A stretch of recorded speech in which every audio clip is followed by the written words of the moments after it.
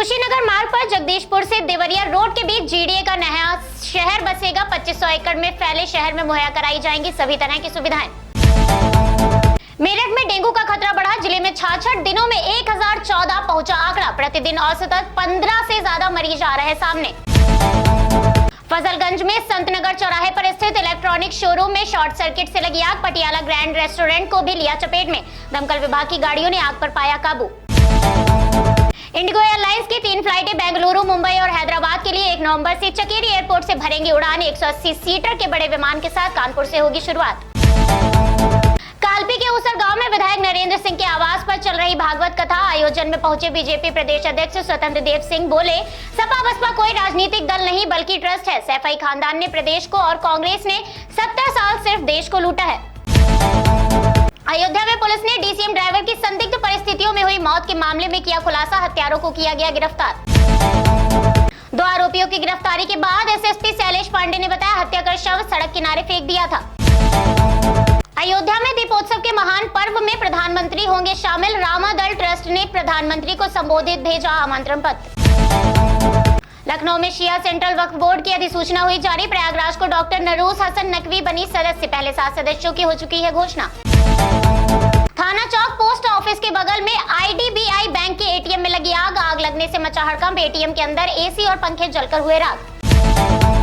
ATM में आग की सूचना स्थानीय लोगों ने फायर ब्रिगेड के दी। मौके पर पहुंची फायर ब्रिगेड के कर्मियों ने आग पर पाया काबू। लखनऊ में डॉक्टर अमरकांत सिंह डीआईओएस लखनऊ बनाए गए।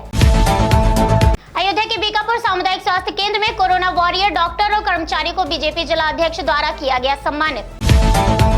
सीओ भोगांव अमर बहादुर सिंह के नेतृत्व में पुलिस टीम को मिली बड़ी सफलता। टप्पेबाज गैंग का हुआ खुलासा। 3 आरोपी गिरफ्तार। आरोपियों के पास से तमंचा, मोबाइल, रुपए आदि चीजें हुई बरामद। भट्टे पर नहा रहे व्यक्ति से रुपए, मोबाइल, कपड़ा छीनकर हुए थे फरार। 14 दिन के अंदर हुए गिरफ्तार।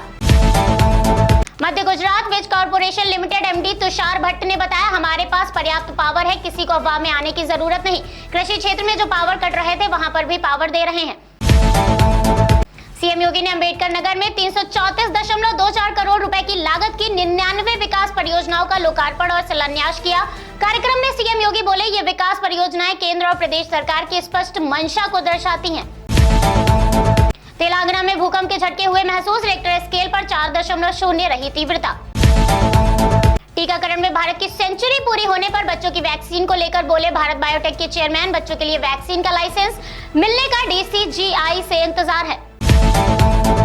भारत के मुख्य न्यायाधीश एनवी रमन्ना ने अदालतों के इंफ्रास्ट्रक्चर पर उठाए सवाल। बोले, भारत की ये मानसिकता है कि अदालतें जर्जर इमारतों के बीच ही संचालित होती हैं। कोरोना वायरस की तीसरी लहर को लेकर भारतीय वैज्ञानिकों की बड़ी चिंता। वैज्ञानिकों का कहना है, भारत को फिलहाल सतर्क रहने की जरूरत। संस्कृति मंत्रालय ने बताया, आजादी का अमृत महोत्सव के तहत भारत में 7 महीने में 7000 कार्यक्रम हुए आयोजित। 75वीं वर्षगांठ मनाने के लिए 12 मार्च 2021 को अभियान की हुई थी शुरुआत।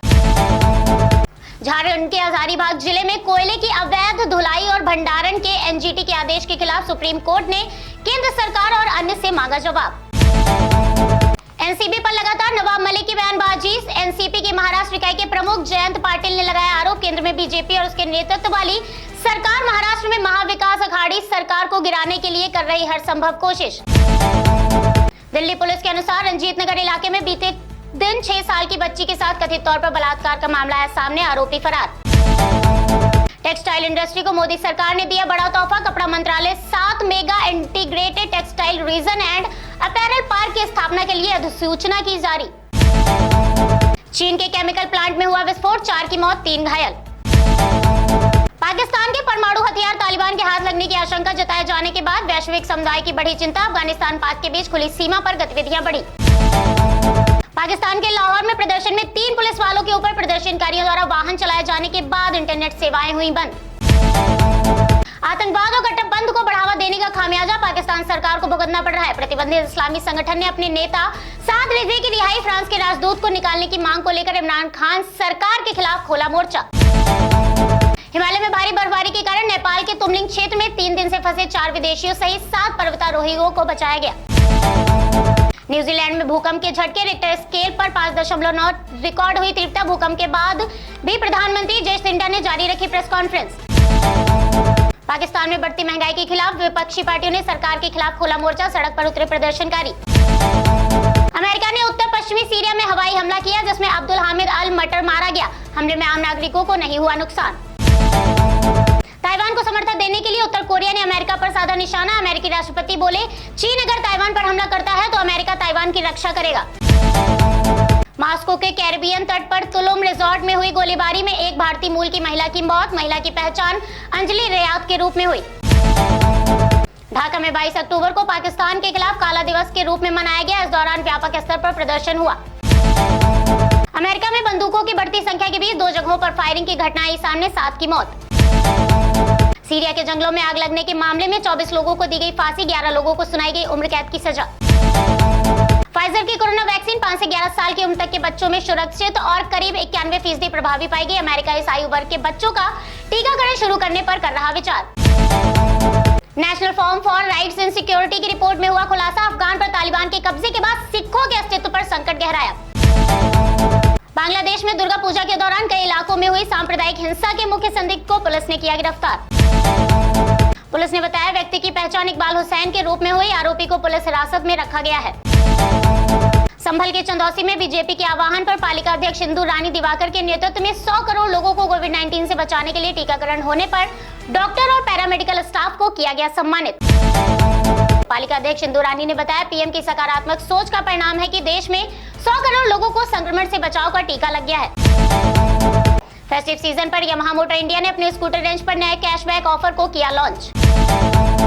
रॉयल एनफील्ड हिमालयन 650 2024 के अंत तक उतरेगी बाजार में। मोटरसाइकिल डिजाइन एलिमेंट्स नहीं होंगे, इसके 2 वेरिएंट्स में पेश किया जा सकता है।